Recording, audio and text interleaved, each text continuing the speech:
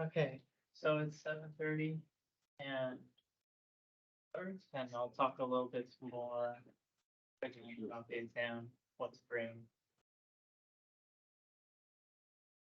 The day, in order to talk about all this, will be a little bit shorter. It is again mostly review. As we saw from the reading, we're covering addition and subtraction in binary, right?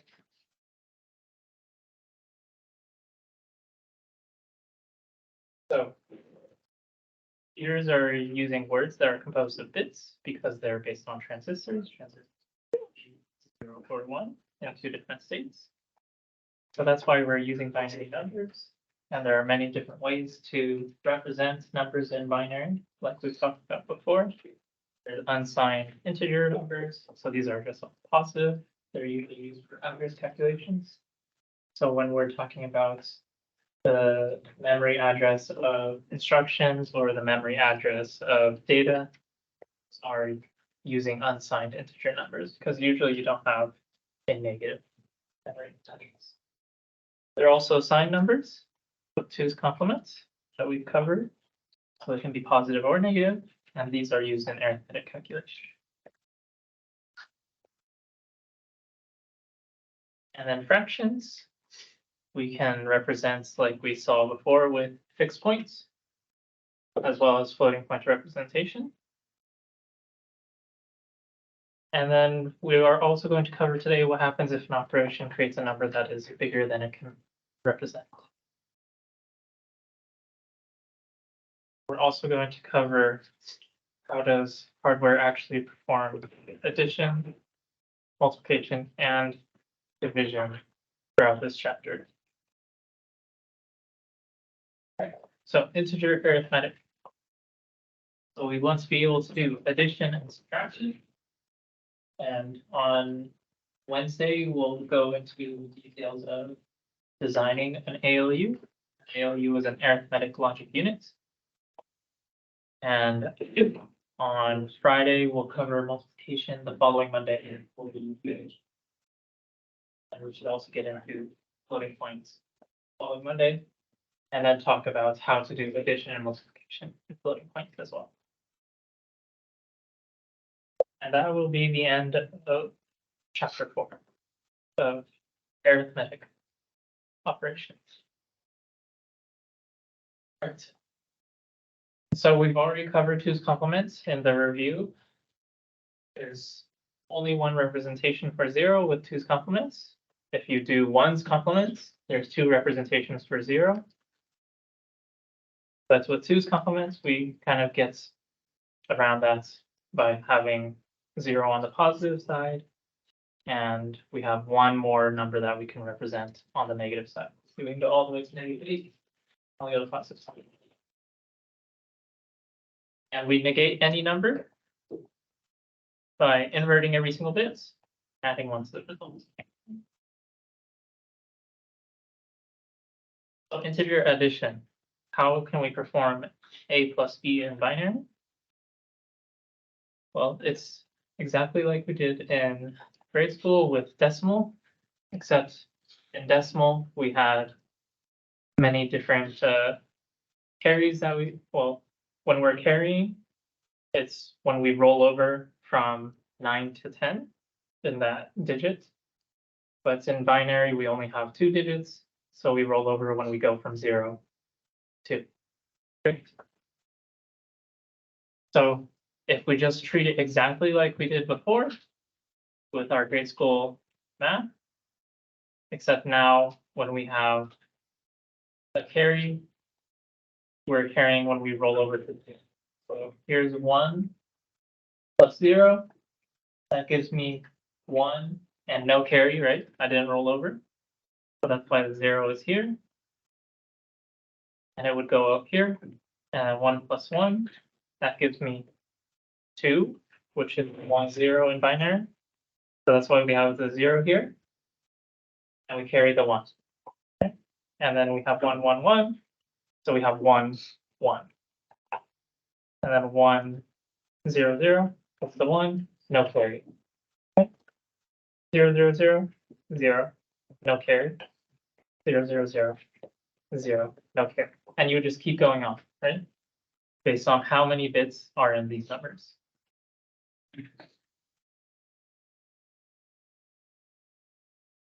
Here are a few examples. So we have 5 plus 1. Right, so 0, 1, 0, 1 is 5. 0, 0, 0, 1 is 1. So 1, 1, 0, carry 1. 1, 0, 0 is just 1, carry 0. 1, 0 is 1, carry 0. 0, 0, 0 is 0, carry 0. And then we can double check our answer, right? So 4 and a 2 is 6.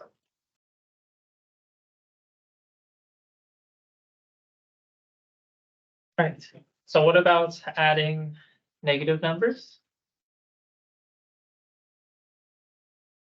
Well, if we have these negative numbers in 2's complement formats, we still, again, just add them normally.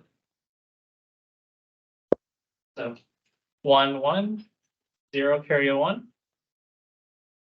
1, 1, 1, 1, carry a 1. 1, 1, 0, carry a 1. And then 1, 1, 0, carry a 1. And we'll talk a little bit more about how to figure out what to use this carry for. But for now, we're 4 bits. And 4 bits, our answer should be in 4 bits. So we throw this away for now. If it was just unsigned integer arithmetic, you would drop this 1 down, as you would do with normal addition with decimals, right? But for now, we throw this away, and then we can check our answer. And it is 2. 7 plus -5 should be 2. Right?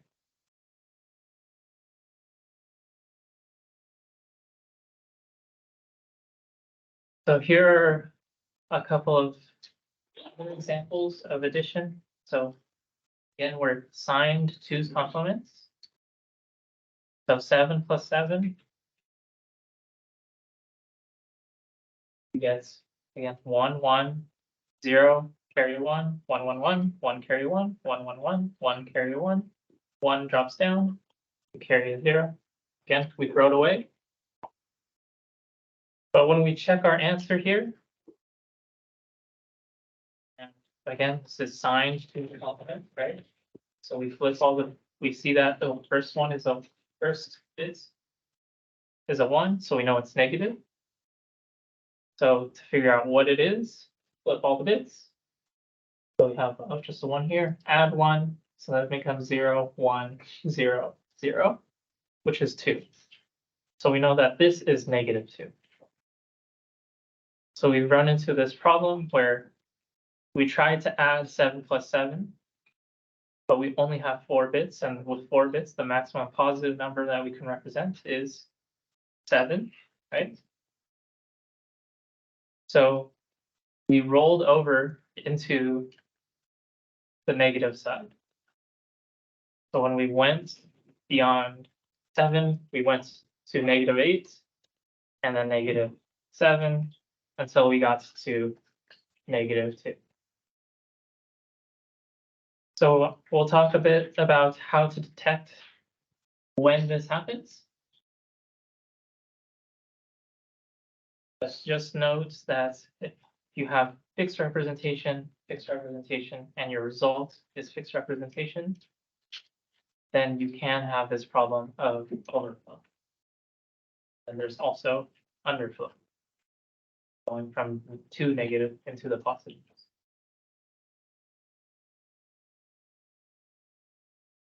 And the reason that we have this problem is when we're designing hardware, the hardware does a fixed amount of bits, right? The hardware doesn't magically get a new bit. It only has 32 bits, and it's doing the hardware, the addition in hardware. there's no 33rd bits that is going to appear in the hardware after you've made it. So we have to be able to deal with this overflow problem. And here's another example of underflow. So we have -7 plus -2. And we go through here, do the math, and we get this result. This is +7, but it should be -9. Right?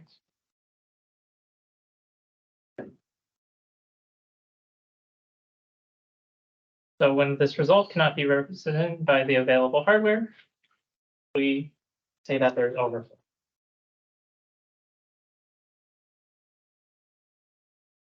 So overflow occurs if the result is out of range.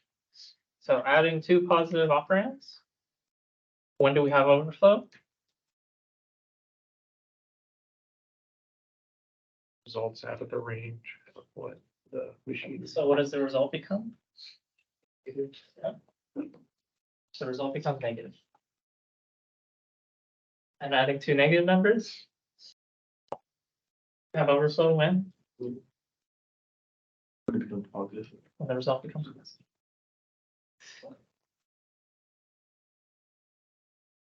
If we're adding a positive and a negative operand, do we get overflow?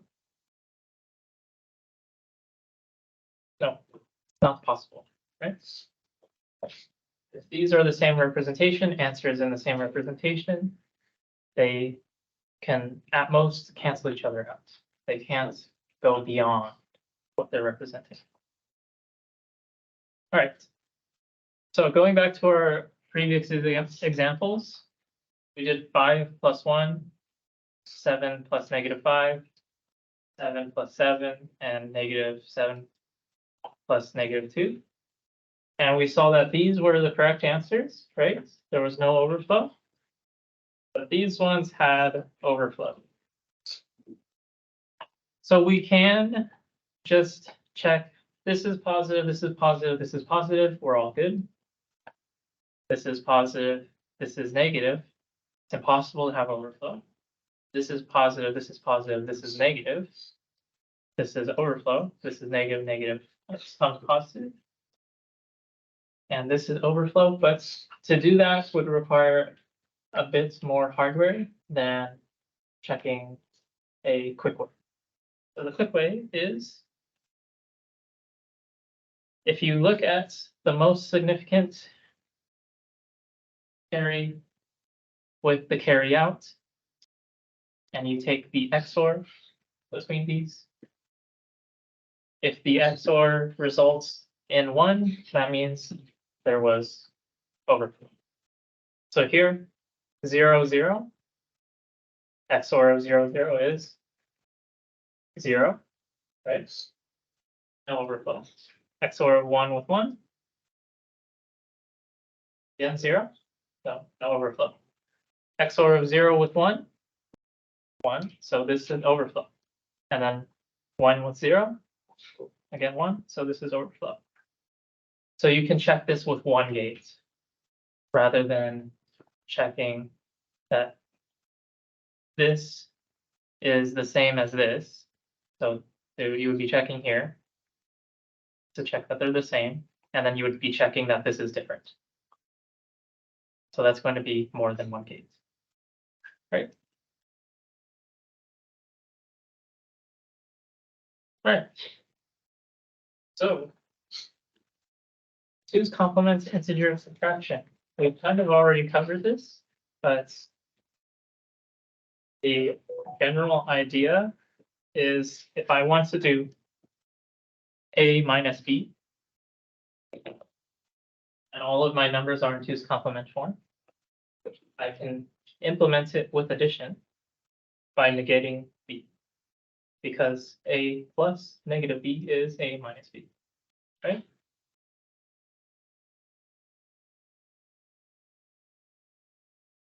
So here is our example. We want 7 minus 6. So rather than recreating any hardware, all we're going to do is say that we will do 7 plus -6. So we just need to add hardware in order to negate the second operand, which is very simple, right? All I need to do is what? Choose complement. So the steps to that are Flip them all. And flip them all and then add 1. So how can I flip all of the bits? And hardware? What's the gate I would use? Yeah, I would just invert them all. And then my circuit is going to have a carry in. So the carry in would just become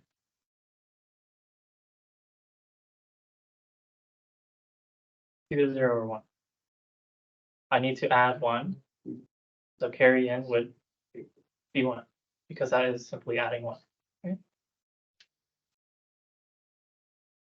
So then we would get this as our inputs into the adder. So +7, -6, and we get +1. So again, overflow is just checking the same. You would check the carry here, which is 1 plus 0 is 0. But no, so there's a 1 here, right? So 1 plus 1 is 0, 1, and then 1 plus 1 is 0, 1. So 1 XOR 1 is 0, so no overflow. Okay. All right. So again, we can have this overflow and subtraction. So subtracting 2 positive or 2 negative operands. And we have overflow.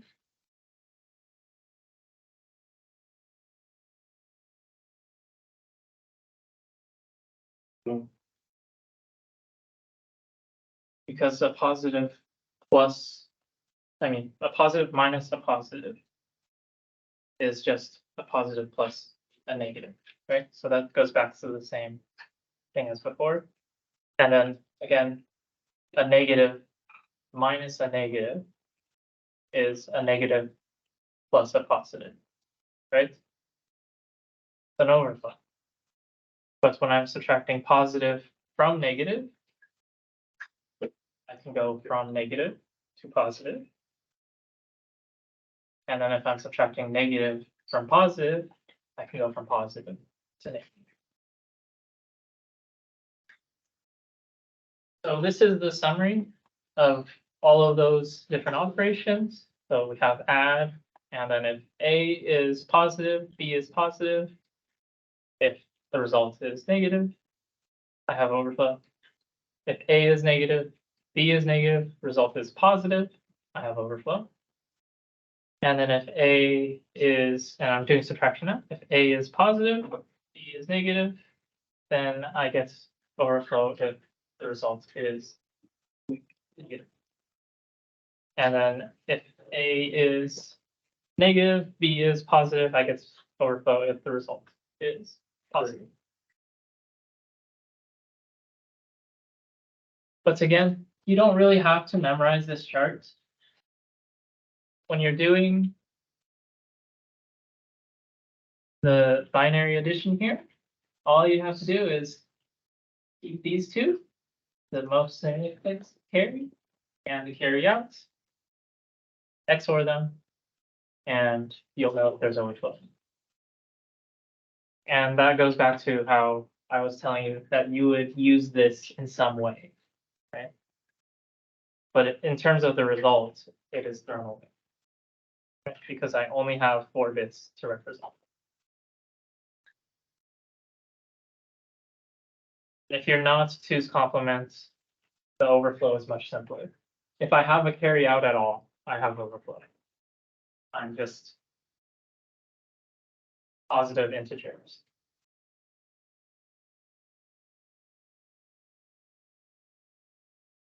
All right. So again, if we consider A plus B and A minus B, well, we kind of cover this with these, but if B is 0, In either of these cases, can we have overflow?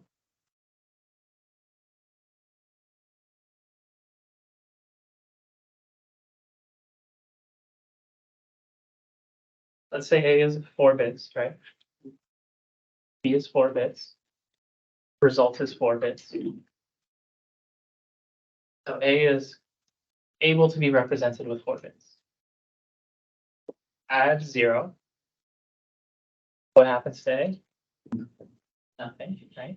So the result needs to be represented in 4 bits. A was previously represented as 4 bits. Do I have any problem? No. Same thing for subtraction, right? A minus 0 is A, right? So no overflow. Same thing for now if A is 0, B again is represented by 4 bits. 0 plus B is B, and 0 minus B is. What if It B just- is -8 for the A minus B? If it's -8, would it become +8? That's out of range. Yes. So you have to be careful with the subtraction. Because there is one representation on the negative side beyond the positive side. Because if you do 0 minus a negative, whatever you put here, it's going to flip, right? So for the addition, if the second operand is 0, there's no overflow, but for subtraction, if the first operand is 0, you flip. But again, you don't really have to remember all of these rules. Just remember most significant carry and carry out, XOR those. And if the result of the XOR is 1, then there's overflow. So this was your checkpoint, but we just went over this. So can overflow occur if B is 0? B is the second operand here. So if it was the first operand, geez, it could occur. All right. So the next bit is asking, what if the numbers were unsigned? Is overflow detection the same? No, it's not the same, right?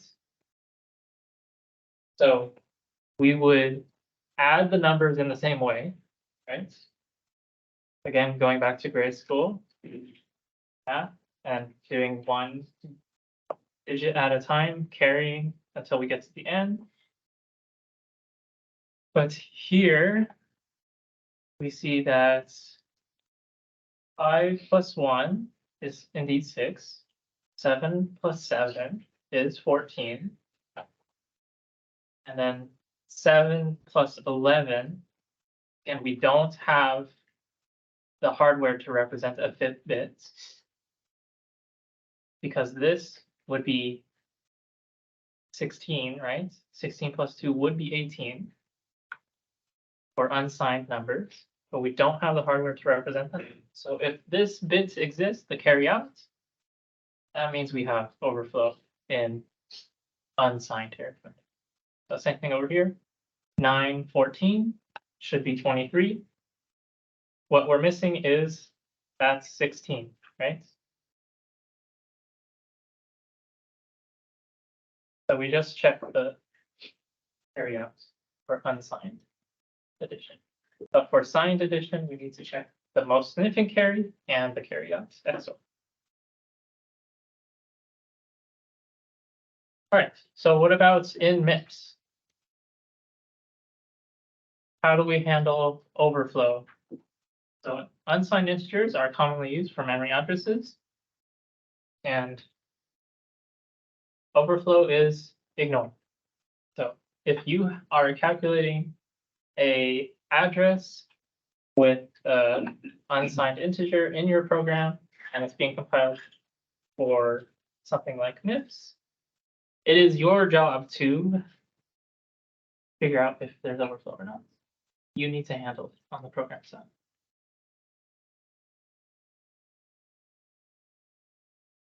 So this is where it comes in. Let's provide a way to ignore overflow in some cases and recognize it when it matters. So if you can ignore it, that's fine, okay? You don't have to worry about it. But if you need to recognize it, then you need to handle that in your program. And in MIPS, there's two kinds of arithmetic instructions. So there's add I, and then sub. And these cause exceptions on overflow, but add u, add I, u, sub u, these are unsigned, do not cause exceptions on overflow. Right, and further beyond the assembly language and the ISA, some languages can outright ignore overflow. It is your job entirely to handle overflow for these, for C. If you have a 32-bit integer in C and you loop beyond the 2 billion or however that you can represent in that signed 2's complement format with 32 bits, and it becomes suddenly negative, you need to handle that. So for the most part, many programs, especially programs that you are coding in order to learn programming, are dealing with much smaller numbers than that. But when you get into larger projects, maybe even scientific projects, coding simulations, things like that, the numbers can get very large. You have to handle this over the phone. And one way to handle it in a lot of cases is just, if it wanted to be larger than that, it just stays the maximum. And you're just adding error into the next results, but it's better than it becoming the complete opposite. Because when you overflow from the top of the positive, the next thing it becomes is the very bottom, right? The most negative. And there are other languages that require raising an exception. So you would need to put adds and subtracts in this language into something like a try-catch loop, because it's forcing you to handle exceptions. Again, like C, if you're doing A plus B and C, it doesn't make you do a try-catch, right? You don't have to handle that exception. So again, going back to it, the programmer must decide what to do when the overflow occurs. The hardware detection in the ALU has this generation of the exception with the overflow flag, and it is up to the programmer to decide what to do with that flag. And this interrupt address is saved for possible resumption after the flag is handled. Okay. And so you can have these kind of steps: correct and return the program. You can just return the program with that error code saying that there was overflow, or it could just abort the program, no return. Okay. All right. So as I mentioned, today was a little bit quicker so that we can talk about the exam. So this reading 4.5 is due for Wednesday because Monday we have our exam. So the things to bring to the exam. First is you need a pencil or a pen.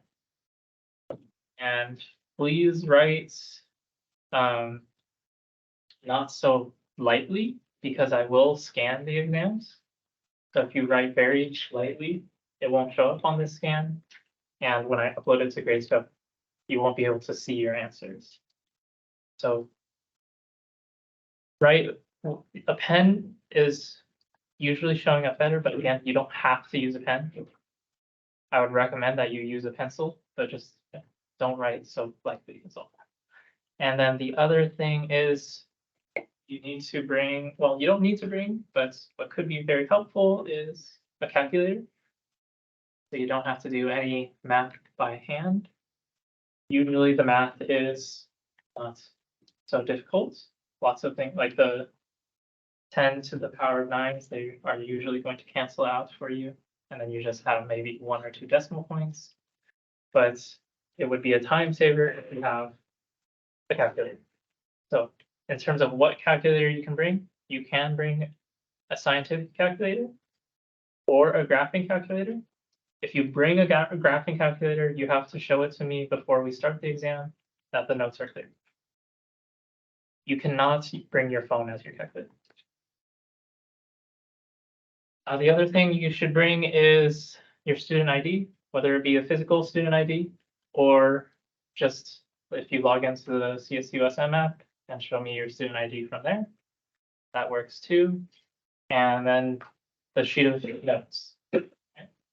So the sheet of notes, front and back, 8.5 by 11, roughly, right? We talked about that. Just make sure it's not overtly larger than that, and you'll be fine. And at the end of the exam, I will be collecting your sheet of notes. So if you want to keep it for yourself, make sure that you make a copy of it. Or if you forget, I will still have them and you can come to my office and collect them after everyone has taken the exam. The reason I take it is because not everyone takes the exam on that first day. Some people end up not showing up for whatever reason, and they need to take it maybe later that day or the next day, something like that. So we don't want any of the exam materials leaving the room before they take the exam. Because otherwise I would have to make a new exam. You will be provided the MIPS reference sheet. So you don't need to bring that.